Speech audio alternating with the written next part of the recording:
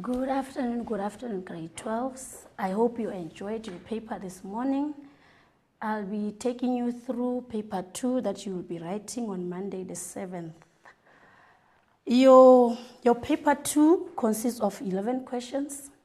The total is 150 marks, duration 3 hours. And then your question 1 and question 2 is analytical geometry. Both questions, it's 25 marks together. And then question 3, question 4, question 5, and question 6, it's trigonometry. And then your trigonometry together, it's 50 marks. Then your question 7, 8, and 9, it's Euclidean geometry, which is 40 marks. Then your question 10 and 11, it's mensuration, circles, angles, and angular movement. And that is 35 marks. If we go to analytical geometry, question 1 and question 2, learners, you need to expect the following. Under question 1, a learner must expect a question on gradient, how to calculate gradient, how to calculate the length, the midpoint between 2 points, the equation of a line, angle of inclination, equation of a tangent to a circle, and sketching an ellipse. Those 2 will be on question 2. Equation of a circle, equation of a tangent to a circle, and sketching an ellipse. It's question 2. Then when you move to question 3, 4, 5, and 6 in trigonometry, learners must expect to do problems involving the use of calculator, the use of diagram, equation, there will be reduction, identities, the sketching of trig graphs. So it can either be sketching or interpretation. Learners must also expect the 2D and 3D, where learners must use sine rule, cosine rule, and area rule. Question 7, 8, 9 for Euclidean geometry. Learners must remember that it is very important to revise grade 8 and 9, geometry of straight line.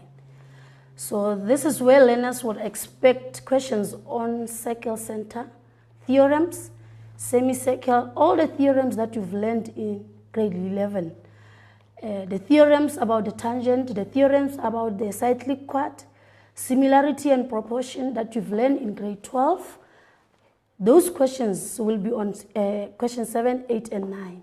When it comes to question 10 and 11, question 10, it's your mensuration, where you will be expected to calculate the area, perimeter, volume, and surface area.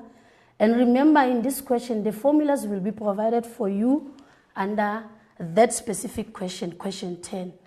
And then question 11, that is the mid-ordinate rule. In fact, the question 10 that I've just said now, the surface area, perimeter, and volume, belongs to question 11. Your question 10 is circles, angles, and angular movement. For circles, angles, angular movement, the formulas are on the formula sheet. So I want us to go back to question 1 and question 2. From question 1 and question 2, analytical geometry, where you are expected to calculate the gradient, midpoint, equation of a line. Suppose you have the diagram on the Cartesian plane, whereby your vertices are A, B, C, and the coordinates of A, -4 and 3, the coordinates of B being 3 and 3, and then the coordinates of C being -3 and -2. If a diagram like this is given to you and you are to calculate the gradient of 2 points, suppose you have to calculate the gradient between point A and B, it is very important for learners to make use of their formula sheet, because all the formulae are on the formula sheet. Formula sheet is after your last question in your question paper. So whenever you answer question 1 on analytical geometry, this must be nearby. Because if you go to your formula sheet, this first formula written D is equals to the square root of x squared minus x1. all squared plus y squared minus y1 all squared. It is for distance. So whenever the question is on distance between 2 points or length between 2 points, you make use of this formula. This one is for distance.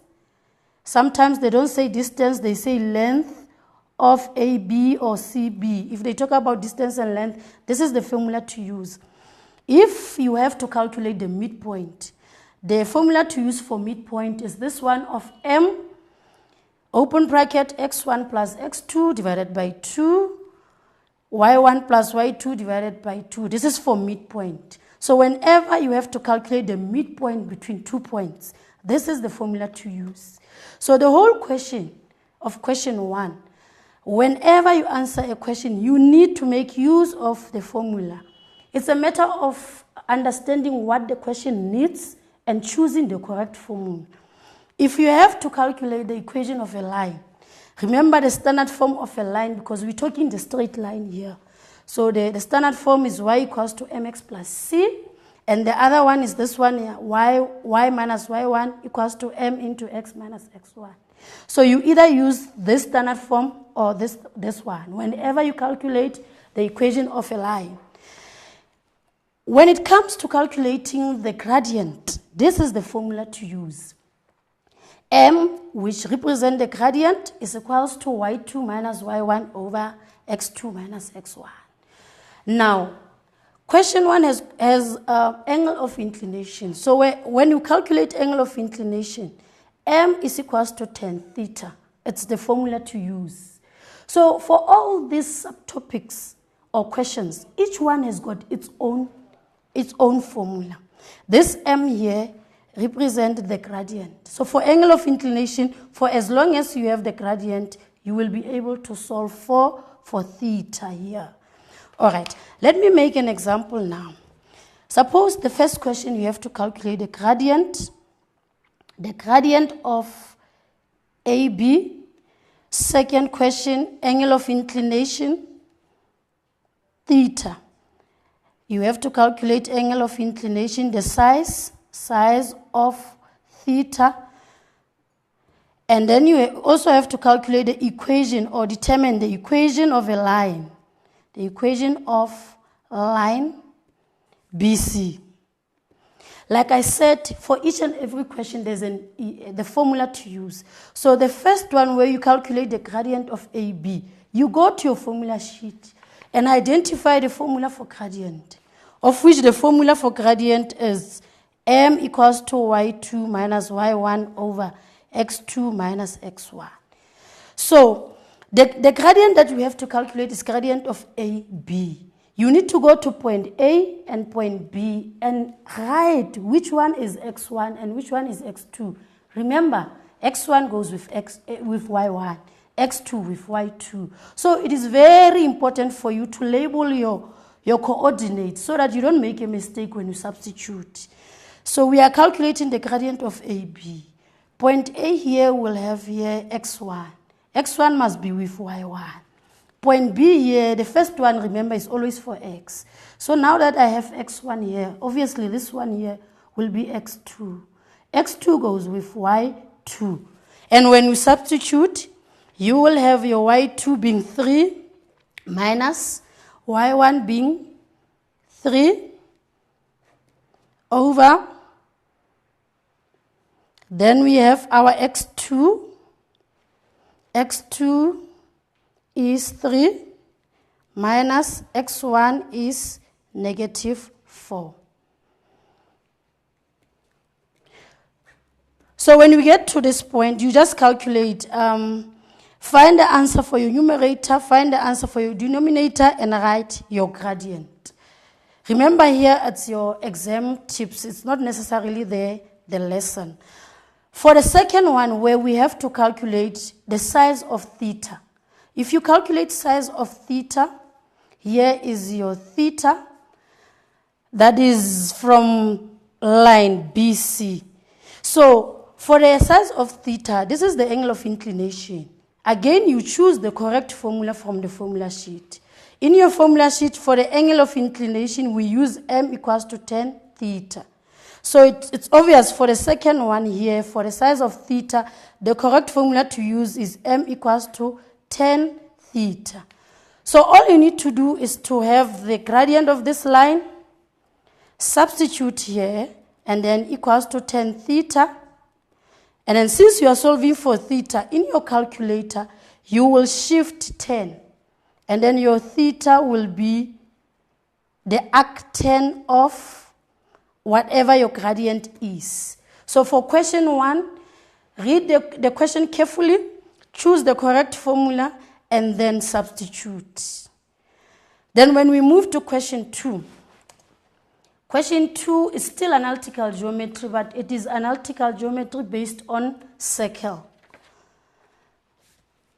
Analytical geometry where you will be expected to find the equation of a circle. Suppose your circle has got the coordinates here as 3 and 4. To find the equation of a circle, learners must remember that the circle has got a standard form, which is x squared plus y squared equals to r squared. So for the equation of a circle, the important part is r squared. Remember, this r represents your radius. So if you have coordinates whereby x is 3, y is 4, to find the equation of a circle, you will need to substitute 3 for x and then 4 here in place of y, so that you can find the value of r squared. So if I may substitute, this will be 3 squared plus your y is 4, you square it, equals to r squared. The square of 3 is 9. If you square 4, you get 60. Then 9 plus 16 is 25. So this will mean your r squared is 25. Therefore, the equation of this circle will be x squared plus y squared equals to 25. So in question 2, equation of a circle is important. Now learners, you still need to remember that we have 2 conditions of parallel lines. The first one, the 2 conditions of gradient. When we have parallel lines, the gradient is the same. So if I have this line being parallel to this one here, it will mean that the gradient of this line is the same as the gradient of this one. That is condition 1. The second condition of the gradient is that the radius here is perpendicular to the tangent. So the gradient of your radius, since it is perpendicular to tangent, when you multiply them, they must give you -1. This information will assist in case you are given the equation of a line and you have to find the equation of a tangent that is parallel to this line. Suppose this line here, the equation is y equals to 2x plus 7. I'm just making an example. If this line here, the equation is 2x plus 7, y equals to 2x plus 7, and you have to find the equation of this tangent, it means already, because they are parallel to each other, the gradient of this one here will also be 2, because the gradient of parallel lines is the same. So in that way, if you have the gradient of this one, which is giving you the gradient of this tangent, when you have to calculate the equation of this line, you will be able to calculate the equation of a line by saying the standard form of a straight line is y equals to mx plus c, y equals to mx plus c. Then because from this line we have the gradient as 2, it means in place of the gradient we'll substitute 2. And then for x and y, you substitute this point here, which is 3 and 4, so that you calculate the value of c. Because for the equation of a line, the 2 important values is the value of m as well as the value of c. So the value of m you will find by identifying the gradient of the other line that is parallel to this one. As for the value of c, you will have to substitute the coordinates that are given. So the coordinates for x, we have 3, and then we have plus c, bring it down, it's unknown. For y, we have 4. So as you calculate here, this one here will be 6 plus c. And then we still have 4. That will mean your c will be, the additive inverse of 6 is negative 6. So this will be negative 2. So your c will be negative 2. Therefore, it will mean the equation of that line will be y equals to 2x minus 2. For the gradient, that is from the other line because they are parallel to each other. For the c, which is the y-intercept, you use the point given. Substitute x, substitute y, so that you solve for c. The other thing on on question 2, besides equation of a circle and the equation of the tangent, it is also sketching the ellipse.